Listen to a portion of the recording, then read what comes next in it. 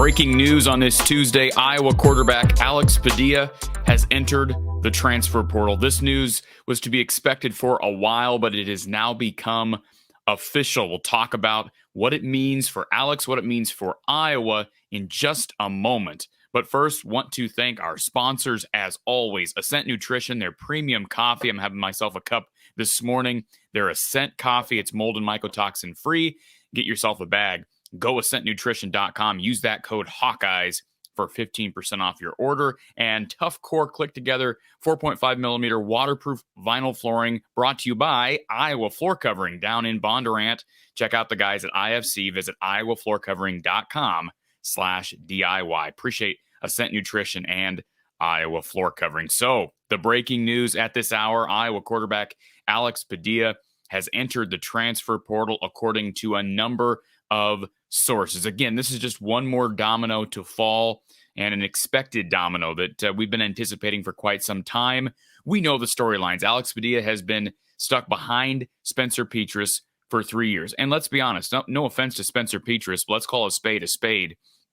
Alex Padilla has been stuck in second place for 3 years during a 3-year period in which Iowa has had historically bad quarterback play. Now, Spencer Petras was certainly helped in 2020 by means of an adequate run game, but we know his numbers have not been good at any point during his career here at Iowa, and Alex Padilla has hardly been able to sniff the field. Even in 2021, Alex Padilla sees the field, actually wins some ball games as Iowa's head quarterback, as Iowa's starting quarterback when Spencer Petras went down. But the narrative that was pushed by Kirk Ferentz and his staff following those games was that Spencer Petras was injured. We know Spencer Petras had struggled. Remember, he got knocked against Wisconsin, and that was Iowa was in the midst of a 2-game losing streak. That Purdue and Wisconsin stretch, which they were undefeated prior to Purdue, and Spencer had not been playing well at all. Even in the wins, he hadn't been playing well. Alex Padilla comes in, performs admirably. I thought he played pretty well against Northwestern. The offense didn't score a ton of points in that game,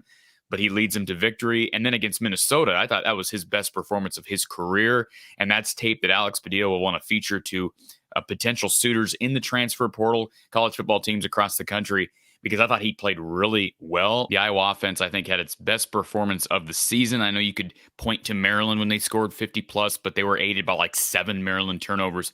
Iowa scored 27 and won a game in which they gave up a ton of rushing yards to the Gophers. Alex Padilla hit a long ball to Charlie Jones in that game. I thought Alex played really well. I thought there was way too much made of his struggles in the first half against Nebraska. Let's not forget the defense gave up an early touchdown against the Huskers in Lincoln last year. And yes, Spencer Petras came in the second half because Alex has always had a shorter leash than Spencer. Whether you think that's fair or not, that's the reality of it. He's always had a shorter leash than Spencer. Spencer comes in. Big run from Tyler Goodson, special teams gas by Nebraska, Iowa's defense locking down the Huskers in that second half. Iowa completes the comeback, and everybody lauding Spencer Petras for leading that team back to victory. I didn't think Alex Padilla was all that bad in the first half. Didn't play great, but was not all that bad. He came in this year, of course, we know, against Ohio State in the second half. Iowa was down, 3 scores? He comes in against Nebraska this past week. Iowa was down big.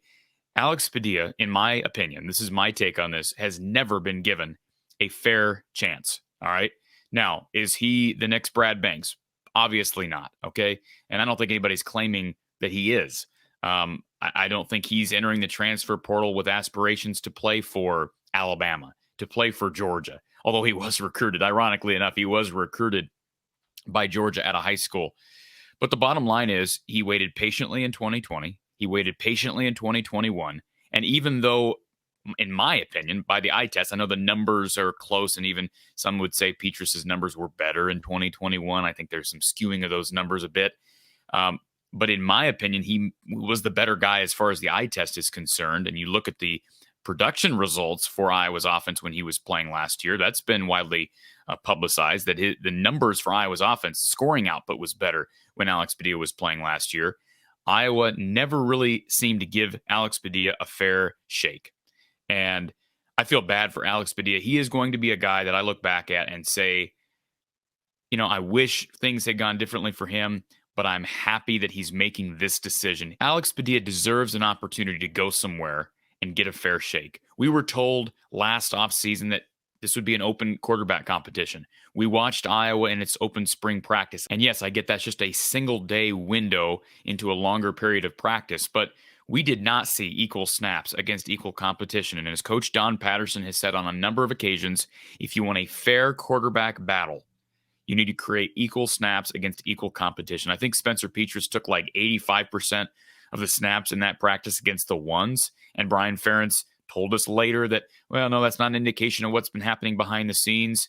A comment was made by a player here this past week that Alex hadn't been seeing many snaps against the ones all season. I understand during the season, things are maybe different than they should transpire in spring practice, but we've seen no indication during fall camp, spring practice, kids' days, another small glimpse that we got into the quarterback battle. No indication that this was ever an open competition.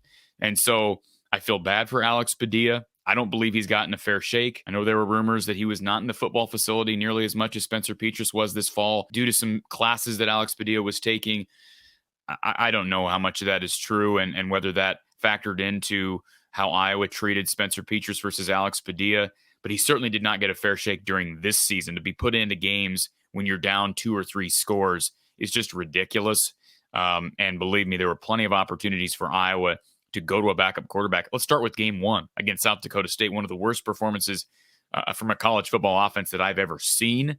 And Alex Padilla never even sniffed the field. And then after the game, Kirk Ferentz basically implied that they never even really considered making a change at quarterback. So will he be the next Brad Banks? Again, no. All right. Will he go to a Power 5? Probably not. Probably not. But perhaps he wants to go somewhere where he feels at least he can compete. Right? There are Power 5 schools out there, whether you're talking about Colorado, which is his hometown state. That Power 5 program is a struggle on offense as well, but he'd be closer to home, and perhaps he could compete for the starting job. How about this for a potential suitor for Alex Padilla? Colorado State, coached by a guy with Iowa connections in Jay Norvell. Obviously, Colorado State in Alex Padilla's home state.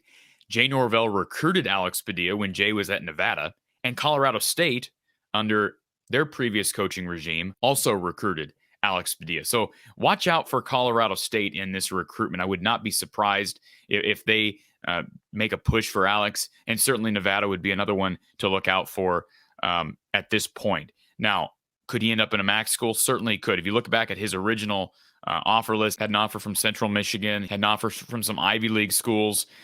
Georgia was the one outlier, and obviously Iowa. I'm not saying that he's not capable of playing at a high level, but he's not really shown that when he's been given an opportunity. He's been adequate at times, but I don't believe anybody here believed that he was the future at quarterback for Iowa. But I still don't believe he got a fair shake. I wish Alex Padilla all the best. Now, is it a coincidence that he entered the portal a day after Cade McNamara from Michigan entered the portal? Guys are entering the portal right now. And Iowa's season is basically over. You get a bowl game, but what does it do for Alex Padilla to wait through the bowl game to enter the transfer portal? It's clear that Iowa has no interest in giving him an opportunity to audition for the starting role moving forward. So he enters the portal. When he enters the portal, he'll be a grad transfer. If you look at his resume, he's still got a couple of years left of eligibility if he wants them. He's obviously a great student, very polite, well-spoken kid. Spoke with him personally at Media Day, and very impressed with how Alex Padilla has carried himself. And he's never complained. He's never complained to the media. Like, I've never heard Alex Padilla say a bad thing about Iowa. He absolutely could have entered the transfer portal last year. He stuck it out for whatever reason, and I applaud him for doing that. At some point, you got to do what's best for you. And obviously, he wanted to stick at Iowa as long as he did. But now this is what is best for Alex Padilla. I give him all my well wishes, and I hope he gets an opportunity to play somewhere, whether it be at a group of 5 school or even an Ivy League school. Go somewhere where you're happy, where you can finish off your academic career and hopefully create a couple of solid years on the football field where he's actually able to showcase his talent. Because he's got some talent. He's got some mobility. He's got a good arm. He doesn't have a great arm. He's got a good arm, and certainly appears to be a good leader. And most importantly, he's a good person. So you wish him all the best from that vantage point. So Alex Padilla enters the transfer portal. What will be the next ball to drop here? What will happen with Spencer Petras? I've said on the record before, I don't think he's coming back. But what will he do? Will he come back? Will he enter the transfer portal? Will he just simply graduate and leave? Those are all questions. And, of course, what will Iowa do with a quarterback position that's very much in need of an upgrade. We'll have coverage throughout the week, throughout the month, throughout the year, right here from the Hawkeye of the Storm.